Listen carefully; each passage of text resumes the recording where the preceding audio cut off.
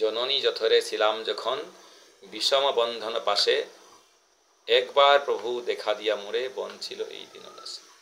মাতৃযশোৰত থকাৰ সময়ত আমি যে কষ্টখিনি অনুভৱ কৰিছিলোঁ, সেইকাৰণে আমি ভগৱানৰ ওচৰত তেতিয়া প্ৰাৰ্থনা কৰিছোঁ, হে প্ৰভু মোক ইয়াৰ পৰা এই পৰিস্থিতিৰ পৰা মোক ৰক্ষা কৰক, আপোনাৰ বাহিৰে মোৰ কোনো নাই ৰক্ষা কৰা। তাৰপিছত মই প্ৰতিজ্ঞাও কৰিছিলোঁ তাত, আমাৰ মনত নাই কি প্ৰতিজ্ঞা কৰিছিলোঁ, কাৰণ আমি স্বাভাৱিক সেইটো, কোনোবাই যদি কিবা সহায় কৰে তেতিয়া আমি তাক কথা দিওঁ, ৱৰ্ড দিওঁ। তেতিয়া ৱৰ্ড দিছিলোঁ যে গোটেই জীৱন আপোনাৰ মই কৃতজ্ঞ হৈ থাকিম আৰু গোটেই জীৱন আপোনাৰে জয়গান গাম। তেনেকৈ ভগৱানে আমাক ৰক্ষা কৰিলে, জন্ম হ'ল সুস্থভাৱে আমাৰ এই ভূমিষ্ঠ হ'লোঁ। তাৰ ভূমিষ্ঠ হোৱাৰ পিছত কিছুমান অচিনাকি প্ৰাণী আহি মোক ঘেৰি ধৰিলে, অদ্ভুত আকৃতিৰ কিছুমান, দেখিবলৈ কেনেকুৱা কেনেকুৱা কিছুমান প্ৰাণী আহি মোক ঘেৰি ধৰিলেহি। তেওঁলোকক দেখি মই কান্দিবলৈ আৰম্ভ কৰিলোঁ, কোৱা কোৱা কোৱা কোৱা। কিয় অচিনাকি পৰিৱেশত পৰিলে ল'ৰা ছোৱালীবিলাকে কান্দে। অচিনাকি পৰিৱেশত আমি আহি সেই অদ্ভুত কিছুমান ব্যক্তিক দেখিলোঁ, অচিনাকি মানুহবিলাকক দেখিলোঁ। মানুহ মানে কি আমি নাজানো, কাৰণ ভগৱানক দেখিছোঁ, ভগৱান ইমান সুন্দৰ ৰূপ, আৰু এইবিলাক অদ্ভুত কিছুমান দেখিলোঁ। আৰু সকলোৱে হি হা হা হা কৰি আছে, মোৰ ফালে চাই চাই হি হা হা কৰি আছে, আৰু সিহঁতক দেখি ভয় খাই পেলাই কান্দিছোঁ। হে প্ৰভু তুমি ক'ত গ'লা, মোক এৰি থৈ ক'ত গ'লা, এইবোৰ ক'ত এৰি থৈ গ'লা মোক, মই বৰ ভয়ংকৰ পৰিস্থিতিত পৰিছোঁ, এহেঁতি কি হাঁহিছে হি হা হা কৰিছে, কোনোবাই চিকুটিছে, গালতে টিপিছে, কিবা কৰিছে, এইবোৰ অপৰিচিত পৰিস্থিতিত পৰি মই কান্দিবলৈ আৰম্ভ কৰোঁ। আৰু মই যিমানে কান্দো তেওঁলোকে হাঁহি থাকে। তেতিয়া মই আপোনাক বিচাৰি ফুৰিছিলোঁ, ক'ত গ'ল আপুনি, ক'ত গ'ল আপুনি। পৰীক্ষিতেও তেনেকৈ পৰীক্ষা কৰিছিলে, মাতৃগৰ্ভত মোক যিজনে ৰক্ষা কৰিছিলে, আই মাতৃ হৈছে উত্তৰা গৰ্ভত যেতিয়া মই ব্ৰহ্মাস্ত্ৰৰ দ্বাৰা তপ্ত হৈছিলোঁ, তেতিয়া মোৰ আয়ে আপোনাৰ ওচৰত গৈ শৰণ গ্ৰহণ কৰিছিল, তেতিয়া আপুনি মোক তাত ৰক্ষা কৰিছিল।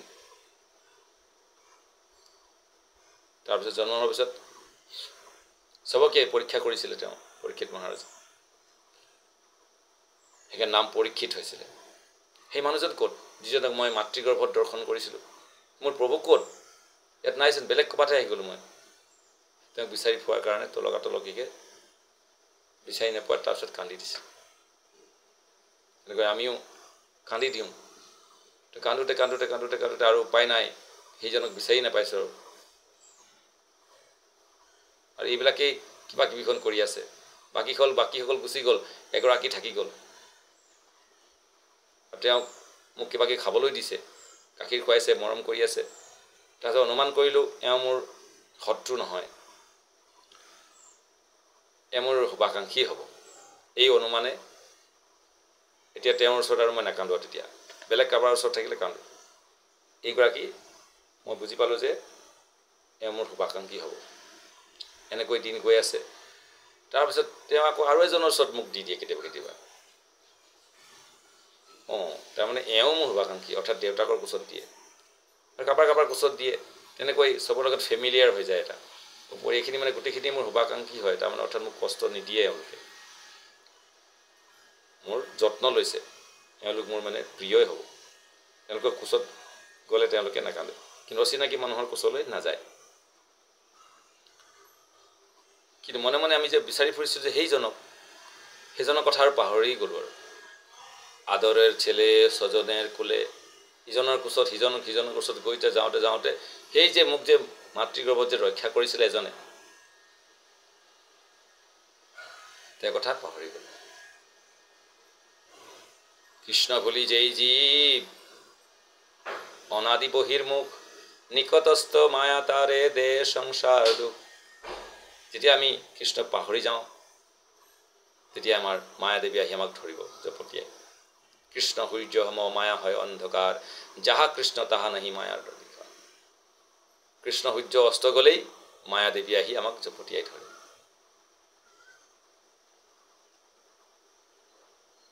কৃষ্ণ ভুলি যেই জীৱ ভগৱাঞ্চা কৰে নিকটস্থ মায়া তাৰে ঝাপটীয়া ধৰে জঁপিয়াই ধৰে। আৰু কৃষ্ণক যেতিয়া পাহৰি গ'লোঁ, এই মায়াৰ সংসাৰৰ ব্যক্তিসকলৰ কোচত বহুত আনন্দ পাবলৈ ধৰিলোঁ, সুখী অনুভৱ কৰিবলৈ ল'লোঁ, তেতিয়াই মোৰ দুখ আৰম্ভ হৈ গ'ল। সেইদিনাখনৰ পৰাই মোৰ বন্ধন আৰম্ভ হৈ গ'ল। সেইকাৰণে গাইছে ভজিব বলিয়াইছে সংসাৰ ভিতৰে ভুলিয়া ৰহিলি অবিদ্যাৰ ভোৰে। এটি ভুল শিক্ষা দি দিলে। তাৰপৰা সেই মহিলাগৰাকীয়ে বাৰ বাৰ ক'বলৈ ধৰিলে, মা কোৱা, মা মা, মই তোমাৰ মা মা মা। এওঁ হৈছে মা, এওঁক মা বুলি মাতিব লাগে। তেওঁ খুব ভাল পায় তেতিয়াহ'লে। মা বুলি মাতিলে এওঁ খুব ভাল পায়, সেইকাৰণে মা বুলি মাতে। যিমানে মা মা মাতিছোঁ সিমানেই ভাল পাইছে, তেতিয়াহ'লে ময়ে বেছিকৈ মা মা। আৰু এজনক দেউতা দেউতা ক'লে বা পাপা পাপা যি হওক, এওঁ খুব খুচি হৈছে। তেতিয়াহ'লে সেইটো ক'ব লাগিব। এনেকৈ আমাৰ দিন গৈ থাকে। কিন্তু যিজনক কথা দি আহিছিলোঁ চব পাহৰি গ'ল, কাৰণ ইয়াত ব্যস্ত হৈ গ'লোঁ ইন্দ্ৰিয় তৃপ্তিত, সুখত থাকিব। এনেকৈ দিন অতিবাহিত হ'ল, পঢ়া শুনা কৰিলোঁ, খেলা ধূলা কৰোঁতে কৰোঁতে ডাঙৰ হ'লোঁ। যদি কোনোবা ভাগ্যৱান যদি জীৱ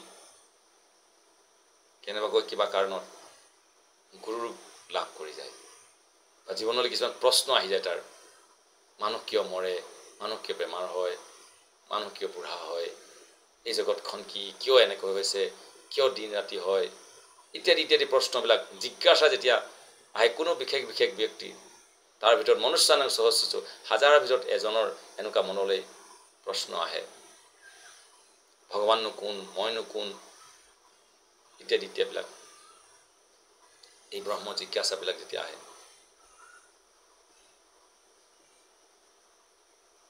যেতিয়া তেওঁ উত্তৰ বিচাৰি নাপায়, তেতিয়া তেনেকুৱা এজন ব্যক্তি বিচাৰি ফুৰে, যাৰ ওচৰত মই গ'লে এই প্ৰশ্নবিলাক উত্তৰ পাম।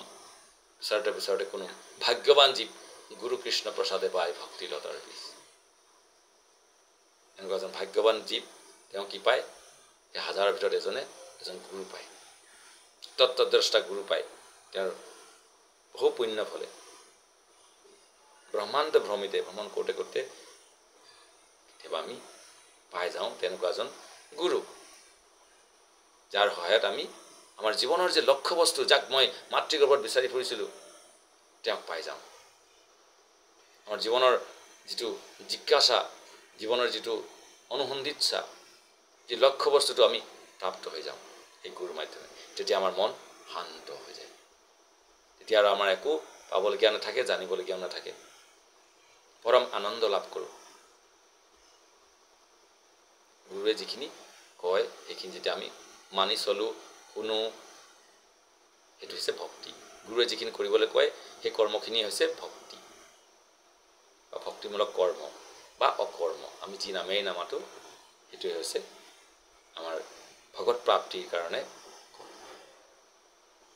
এই কাৰণে আমি জীৱনৰ যে আচল যে বস্তুটো, লক্ষ্য বস্তু, আমাৰ জীৱনৰ যিটো বিচাৰি ফুৰিছিলোঁ, যিটো পালে আমি পৰম শান্তি আনন্দ,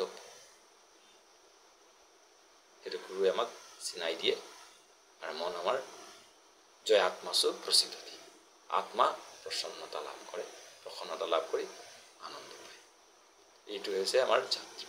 কিন্তু আমি ইয়াত আহি কি কৰিছোঁ, এই খেলা ধূলা কৰোঁতে কৰোঁতে সেইবিলাক পাহৰি গ'লোঁ। সেনেকুৱা গুৰু পোৱা নাই। কোনোবাই বেলেগ গুৰু পাই গৈছোঁ, তেওঁ আমাক যে এই ফুটবলাৰ হোৱা, ক্ৰিকেটাৰ হোৱা, ভাল ছিংগাৰ হোৱা, ইত্যাদি হোৱা, যি আমাৰ এম্বিশ্যনবিলাক, ডক্টৰ হোৱা, ইঞ্জিনিয়াৰ হোৱা, বিভিন্ন ধৰণৰ এম্বিশ্যন আমাৰ মাজত সোমাই দিলে। কালি যেনেকৈ কৈছিলোঁ, হাতী কিনাৰ প্লেনিং দি দিলে, পইচা ঘটিবা, হাতী কিনিবা, বাৰী গাড়ী নাৰী কৰিবা, এইবিলাকে জীৱনৰ উদ্দেশ্য। এজনে সুধিছে বোলে বিয়া নাপাতিলে বোলে ভগৱানক নাপায় বোলে, হয়নি কথাটো? হয় পায় দেই, মই নাজানো, শাস্ত্ৰ তেনেকৈ নাই পোৱা মই। সেই সংসাৰ ধৰ্ম কৰিব লাগে বুলি কৈছে, মানুহৰ জীৱন পাইছে যেতিয়া সংসাৰ কৰিব লাগে, এনেকুৱা ধৰণৰ কিছুমান মটিভেশ্যনত পৰি আমি জীৱনটোক ক'ৰবাত তাৰপিছত বহু দেৰিৰ পিছত যেতিয়া কোনো সৎগুৰু পাওঁ, তেতিয়া বোলে হাই কি কৰি পেলালে, তেতিয়াও ভয় খোৱাৰ একো কাৰণ নাই, তাতো উপায় আছে। লেট দেন নেভাৰ, একেবাৰে নকৰাতকৈ সময় আছে, এতিয়াও সময় আছে। এতিয়াও যদি সজাগ হোৱা তেতিয়াহ'লে এতিয়াও আমি লক্ষ্যবস্তু প্ৰাপ্ত হ'ব পাৰোঁ। অৱহেলা কৰিব নালাগিব, উৎসাহেৰে আগবাঢ়ি আহিব লাগিব, তেতিয়া অৱশ্যই আমি এই মটিভেশ্যনত পৰি আমি জীৱনৰ উদ্দেশ্যটোকেই আমি বেলেগ কৰি পেলালোঁ। কাৰণ সেইটো যে প্ৰকৃত পৰম লক্ষ্য নহয়, পৰম উদ্দেশ্য নহয়। কাৰণ আমি যদি কিবা এটা বস্তু হেৰাইছে সেইটো যে বিচাৰি ফুৰোঁতে যেতিয়া পাই যাওঁ তাৰপিছত বিচাৰোঁ জানো বস্তুটো, বিচাৰোঁ। তেতিয়াহ'লে আমি জীৱনৰ লক্ষ্য বস্তু যদি টকা পইচাই হ'লে, চাকৰি হয়, চাকৰিৰ পিছত তেতিয়া আকৌ কি বিচাৰিছে, তেতিয়াহ'লে আকৌ কিবা এটা বিচাৰিছে।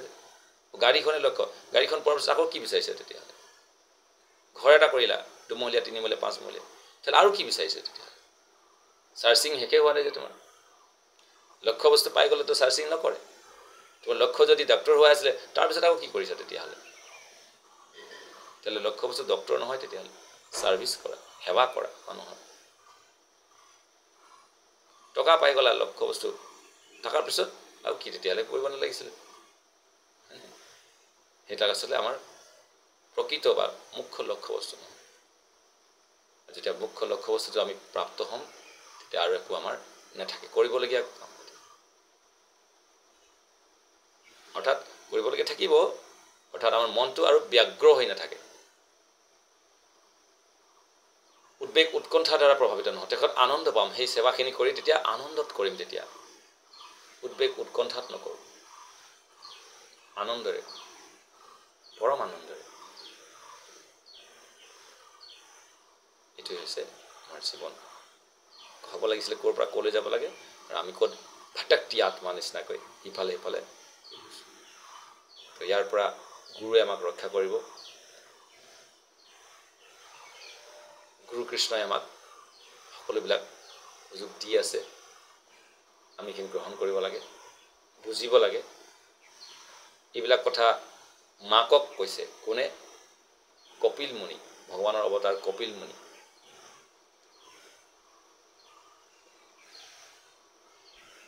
কৰ্দমুনিৰ পুত্ৰ কপিল মুনি, তেওঁৰ মা দেৱহূতি। দেৱহূতিয়ে পয়ব্ৰত কৰি এটা কঠোৰ ব্ৰত, 12 দিনৰ এটা গাখীৰ খাই অকল ব্ৰত কৰিছিলে। সেই ব্ৰতত সন্তুষ্ট হৈ ভগৱানে তেওঁক গৰ্ভত, ভগৱান নিজে আহিছিলে, ভুল ক'লোঁ, সেইটো কয় পয়ব্ৰতটো কৰিছিলে তো এই অদিতিয়ে, সেইটো উপেন্দ্ৰ আহিছিলে। ইয়াত 9গৰাকী কন্যাৰ পিছত কপিল মুনি আহিছিলে। বৰ ধুনীয়া ষ্টৰী আছে। প্ৰথম হনিমুন ষ্টাৰ্ট কৰিছে কপিল মুনিয়ে, কৰ্দম মুনিয়ে তেওঁৰ ৱাইফৰ কাৰণে, ৱাইফৰ সেৱাত সন্তুষ্ট হৈ। খুব ধুনীয়া ষ্টৰী।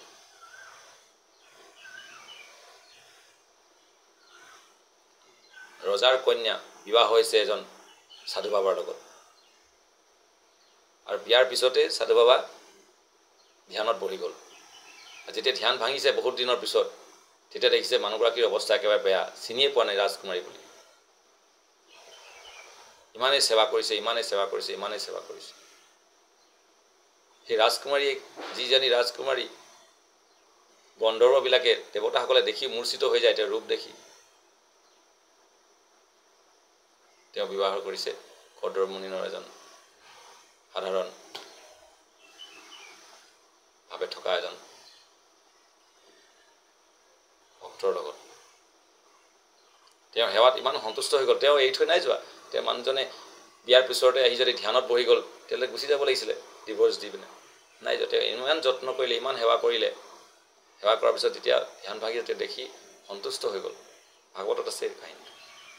সন্তুষ্ট হৈ তেওঁক পুৰস্কাৰ হিচাপে আকৌ নৱযৌৱন দিলে। তেওঁৰ যৌগিক পাৱাৰ আছিলে, নৱযৌৱন দি দিছে, আকৌ আগৰ ধৰণে সুন্দৰী হৈ গৈছে।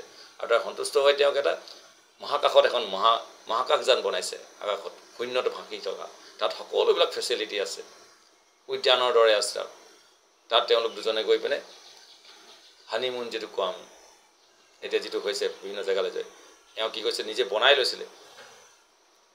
তাত তেওঁলোকে 9গৰাকী কন্যা উৎপাদন কৰিছিলে। তেওঁক সম্পূৰ্ণভাৱে সন্তুষ্ট কৰিছিলে।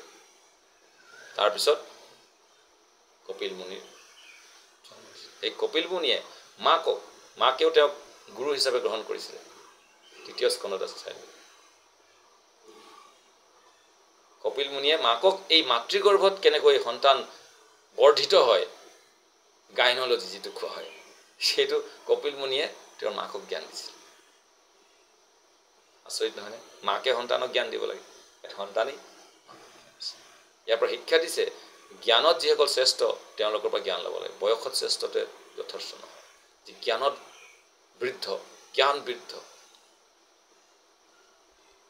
এইটোহে আচল। সেইকাৰণে আমাৰ জ্ঞান অৰ্জন কৰিব লাগিব। গুৰুৰ ওচৰত গৈ তৎবিধি প্ৰণিপাতেন পৰিপ্ৰশ্ননে সেৱায়া উপদেক্ষন্তি তে জ্ঞানং জ্ঞানীন তত্ত্বদৰ্শী। ওচৰত গৈ তৎবিধি সহকাৰে তেওঁৰ পৰা জ্ঞান ল'ব লাগে। আৰু সেই জ্ঞান লাভ কৰিলে আমি জ্ঞানং লব্ধা পৰম শান্তি। তো এই হৈছে কথা। হৰে কৃষ্ণ।